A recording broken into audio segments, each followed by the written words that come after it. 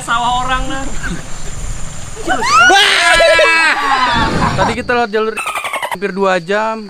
Ternyata pas pulang setengah jam juga nyampe, langsung ada pelangnya. Terus rumah warga lihat. Gila, ini mobil masuk ini. Ini harus masuk nih. Wah bener-bener lubang lu bener. Gila lubang.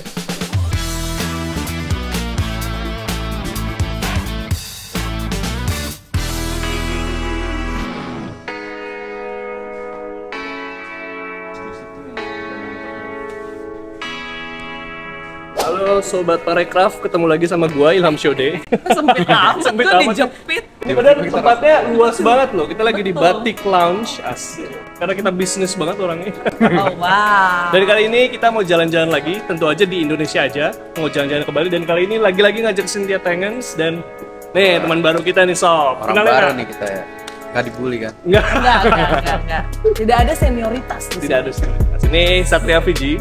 Doi adalah profesional skateboard. Skateboarders. Iya, Berarti kali ini bakal lebih seru dong. bakal lebih seru dong Harusnya. pasti. Harusnya. Nah sekarang kita mau jalan ke Bali, jadi tanpa berlama-lama, jadi sob semua ikutin kita terus, kita langsung jalan aja bersama. Yuk, let's go. Pilot-pilot atau pramugari yang biasa kita temuin di bandara tuh, mereka nggak dari kosan atau dari rumah langsung ke pesawat. Mereka tuh melewati beberapa prosedur, proses sebelum layak terbang. Jadi gue sempat diajak sob sama kru dari Batik Air untuk lihat gimana prosesnya. Dari briefing, dari sign up mungkin ya, sama medical check up. Gak cuma pilotnya doang, tapi flight attendants-nya juga di medical check up. Jadi semuanya clear, aman, dan udah bisa layak terbang.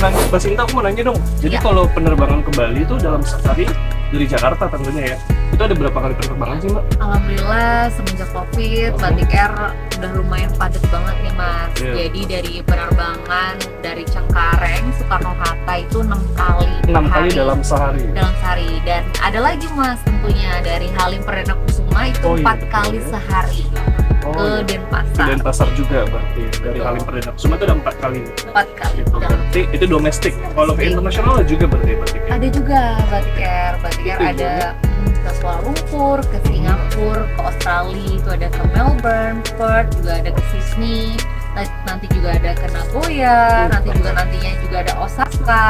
Ke Jepang ya. Iya betul, ke Jepang. Wah, keren banget. Banyak banget ternyata rute internasional juga ya. Oke deh kalau gitu Mbak Sinta dan teman-teman kita pamit dulu. Thank Keren you. banget, terima kasih banyak. Terima kasih banyak. Sehat selalu. Semangat ya. Sobat Parekraf, balik lagi sama kita setelah tadi perjalanan yang cukup panjang dari Jakarta pakai Batik Air tentunya. Ya. Sekarang kita udah sampai di Desa Wisata Undisan. Kebetulan kita nginep di The Karang Eco Lodge. Jadi tadi kita lihat apa, Cynthia?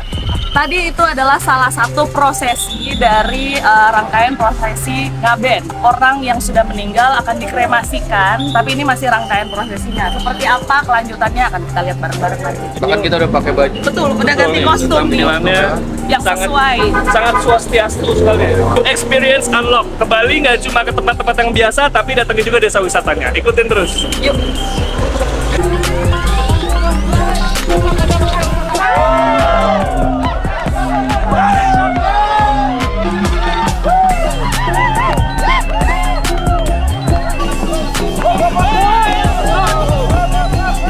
Sekarang kita udah sama Blikadek. Blikadek ini adalah ketua pengelola desa wisata Undisan. Undisan ya. Iya. Sekaligus juga adalah juragan yang punya tempat nginep kita di Juragan apa Lodge. Dekarang Eco Lodge ya sini. Iya, Dekarang Eco Lodge. Jadi kita sekarang mau kemana Pak? Kita ke kuburan, kita melihat prosesi selanjutnya karena ngaben di Bali itu banyak prosesi yang harus kita ketahui bersama. Karena ini bagian dari budaya Indonesia, terus terutama tradisi Bali. Kalau kita di Bali seluruh desa adat yang ada di Bali memiliki istilah ngaben massal, yaitu upacara yang dilakukan setiap 3 tahun atau sampai 3 sampai 5 tahun. Itu kesepakatan adat semuanya. Nah, tetapi kalau orang memiliki uang yang lebih, boleh melakukan ini, tidak harus menunggu yang massal. Tapi karena berhubung ada 2 yang meninggal di desa adat ini, harus berbarengan, dan itu pun harinya harus benar-benar kita cari waktu yang tepat untuk itu. Karena di Bali itu perhitungan harinya itu harus tidak boleh dilanggar, harus sesuai dengan upacara manusianya, terutama pengabenan ini. Karena di Bali ada khusus pengabenan untuk manusia, untuk para dewa dan para leluhur, semua beda itu hari. Ada step-stepnya. Sebenarnya kalau ngaben memang itu pertama kalinya gue ngeliat langsung, karena biasanya ngeliatnya cuma di tayangan-tayangan televisi, di YouTube gitu-gitu kan. Dan gue baru tahu sih ketika ngaben itu memang atmosfernya menurut gue pribadi ya berbeda banget dengan kegiatan-kegiatan upacara pada umumnya. Karena ini adalah sebuah pemakaman, tapi mereka seolah-olah merayakan bahwa ini adalah saatnya saudara terkasih, keluarga terkasih kembali lagi kepada apa yang sudah seharusnya. Jadi mereka percaya bahwa kita berasal dari alam dan akan kembali lagi ke alam. Saya kenalkan beliau ketua adat di desa kami, Pak Bapak Sudiase. Pak Sudiase. Ya. Jadi tadi prosesinya memang sakral itu Pak ya? Ya, ini kan ngaben yang katakanlah yang sifatnya mendadak. Karena prosesi ngaben tuh kalau di Bali itu macam-macam ya. Ada ngaben yang sifatnya itu misalnya ngaben wangun, artinya acaranya itu benar-benar dilakukan, direncanakan dan sebagainya. Kalau ini ngaben yang sifatnya mendadak karena ada keinginan dari keluarga atau melakukan bakti kepada leluhurnya, kepada orang tuanya, beliaunya dengan cepat, tidak merencanakan dalam jangka seminggu perencanaan itu beliaunya sudah akan melakukan acara pengamanan. Berarti seminggu ini termasuk cepat ya Pak ya? Sudah tercepat dalam ini di Hindu itu proses pengabenan yang sifatnya cepat itu dalam waktu satu uku adalah 1 minggu. Setelah proses seperti ini biasanya apa lagi prosesnya? Ini kan kalau ngaben itu kan mengembalikan badan kasar kita ke Panjamahawisa, yang dari air dikembalikan ke air, dari tanah dikembalikan ke tanah dan lain sebagainya, kan gitu proses kepada kita. Setelah proses ini kita titip di air dulu, di air kita anyut ke sungai yang berhubungan dengan laut. ya, karena ada unsurnya di sana, unsur airnya.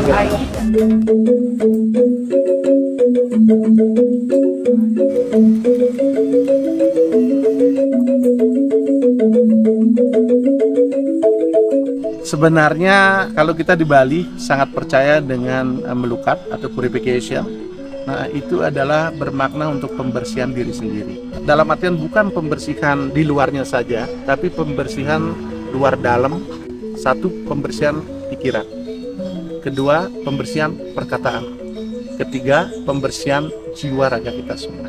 Nah, sehingga orang Bali tatkala mereka memiliki persoalan, artinya persoalan mereka itu datang dengan tiba-tiba dan lain sebagainya, mereka itu akan percaya, akan melakukan, ayo saya akan melukat.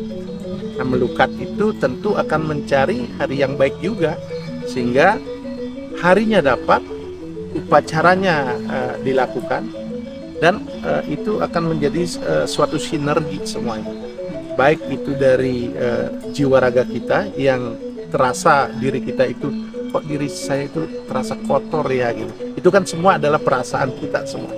Nah, sehingga dari melakukan pembersihan, penyucian diri itu, nah tentu kami selalu memohon kepada Tuhan Yang Maha Esa, hingga dalam pembersihan itu satu akan dilakukan oleh seorang pemangku atau seorang holy man atau holy woman. Nah, itu wajib dilakukan. Kedua, bagaimana orang yang melukat itu, mereka itu percaya pada dirinya sendiri, sehingga dalam dirinya itu benar-benar waktu diberikan air suci itu benar-benar mereka akan mengeluarkan semua aura-aura negatif dalam diri mereka. Nah, itu yang bisa dilakukan tatkala orang Bali melakukan penyucian diri atau melukat. Sekarang kan sudah selesai nih, sudah melukat, sudah selesai. Nah tentu apa yang tadi disampaikan oleh dia, nah tentu ada harapan-harapan. Ya, ayo kita tanya harapannya semacam apa gitu ya. Gak masuk angin. Gimana Satria Fiji perasaannya? Yang gue rasain waktu itu agak gimana ya, agak galau gue, karena kan gue juga belum pernah tahu gitu ya, ini melukat nih diapain gitu kan. Sugesti akhirnya gue ngerasa lebih plong, lebih tenang, lebih ngelepasin apa yang mungkin yang nggak bisa gue lepasin gitu. Sampai akhirnya dia siramin kelapa tuh, terus disuruh minum. Itu juga gue kayak pas gue minum tuh air kelapa. Itu bener air kelapa asli. Gue pikir tuh tadinya kayak akan gimana gitu ya. Tapi pas gue minum, oh air kelapa bener. Apa harapan dirimu pas berdoa tadi? Kita jadi pribadi yang lebih baik. Setuju. Wah, Sobat Parekraf, sekarang kita udah di satu tempat yang dilihat dari luar tuh eksotis banget. Makanya gue penasaran banget, pengen langsung datang buat ngeliat tempatnya. Di depan sih tulisannya The Klumpu. Tempat apa sih ini? Tempat apa? Kita langsung tanya aja kali sama yang berperan di sini.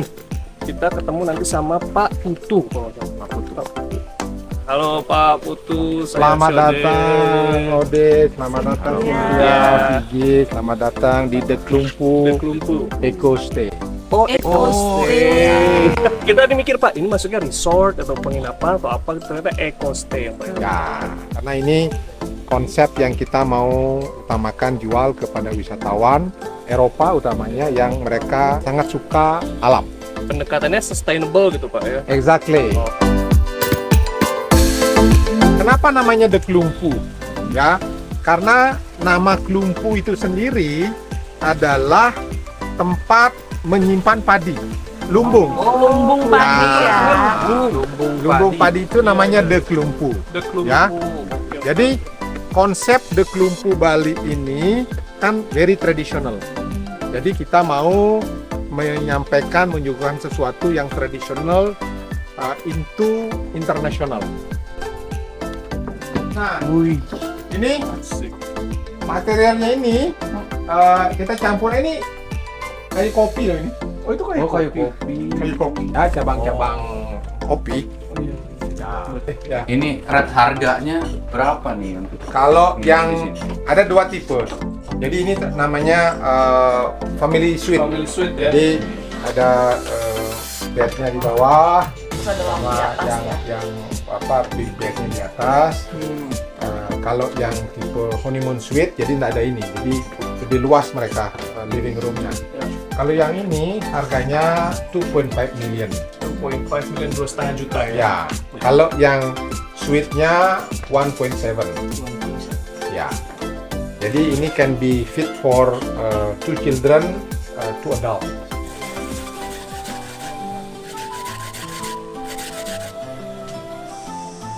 Kasih madu. Kasih madu Pak, siap. 4 sendok. 4 sendok. Ya. Tuh 1, 2, 3, 4. Gula merah. Gula merah. 2 sendok. 2 sendok aja. Ya. Baru diaduk gitu ya. Ya, aduk. Ini apa nih? Ini apaan Pak? Kasih Ya, Pak, produk knowledge Pak. Enak nih. Mantap, enak banget nih ya. Ini apa nih? Ini jamu bikinan gua Ji tadi Ji. Apa nih? Bahan dasarnya dari ini nih. Tau nggak ini apa? Kunyit. Kunyit, bener banget. Fungsinya buat apa? Fungsinya buat kesehatan lah pasti. Buat Stamina ya? buat mungkin pencernaan dan lain-lain. Pokoknya ini lengkap banget nih. Habis melukat, minum kayak ginian jadi tambah segar. Ini stamina sudah kembali pulih. Waktunya gua seger, mengajak kalian jalan-jalan di salah satu potensi pariwisata yang ada di desa wisata ini. Apa tuh? Apa cuy? Ini cocok banget buat Cynthia nih. Aduh, Wow, kita mau ke air terjun. Jadi tanpa berlama-lama, Sobat Parekraf, kita langsung aja jalan. Makecrot. Kecrot guys, be careful.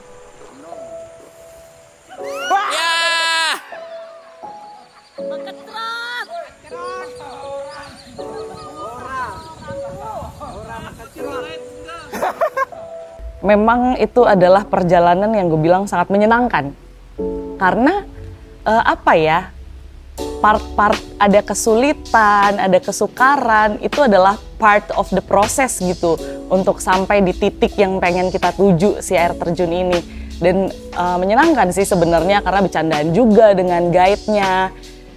Walaupun mungkin dia berpikir bahwa kita adalah tamu-tamu bule yang sukanya trekking panjang gitu ya.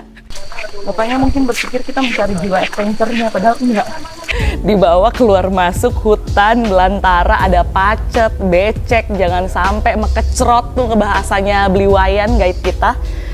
Karena memang jeblos kiri kanan sih. Sampai bahkan sendal ketinggalan tuh banyak gitu di situ. Jangan aja. Hello everybody. Apa beli? This is no mine. I'm sorry. This is just action. Beli emang tadi disuruh naik-naik beli. Biasanya kalau saya bawa tamu ini actionnya. Oh, actionnya gitu. Ya, naik.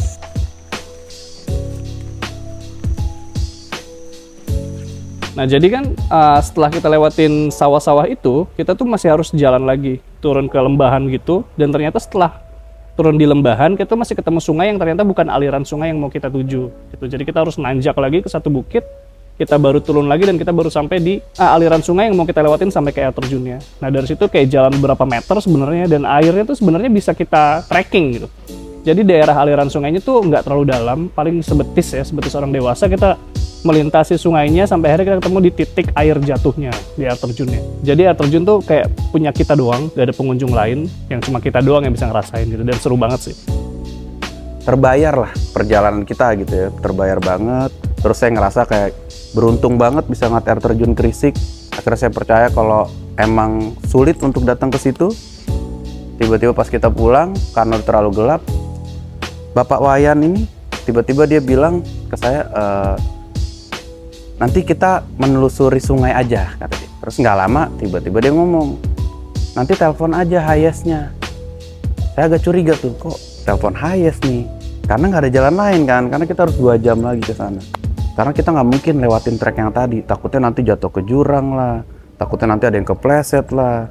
Akhirnya karena saya megang teguh dengan omongan dia trust me itu, kita jalan lagi lewat sungai, tiba-tiba jalannya bagus. Jalannya corannya bagus, terus kita terusin, ada pelang mas. Pelang tulisan air terjun Krisik. Karena sepanjang perjalanan 2 jam tuh nggak ada pelang, nggak ada tanda-tanda air terjun. Tiba-tiba pas pulang kok nggak nyampe 15 menit ada nih, sampai ada tempat duduk. Makin parah lagi begitu kita ketemu loket masuk. Itu lumayan agak menyebalkan banget karena loket masuk ya kan. Terus saya mikirin kayak, terus kita ngapain ngabisin waktu 2 jam gitu kan. Tadi kita lewat jalur hampir 2 jam.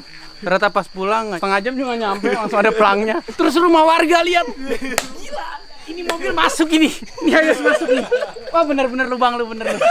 Gila lubang. Bapak Wayan ini hebat sekali sih. Ya mudah-mudahan kalau misalkan nanti ada yang pengen ke air terjun Krisik, bisa belajar dari kita. Bisa belajar dari pengalaman kita juga. Sambil merem. Masuk butek kok.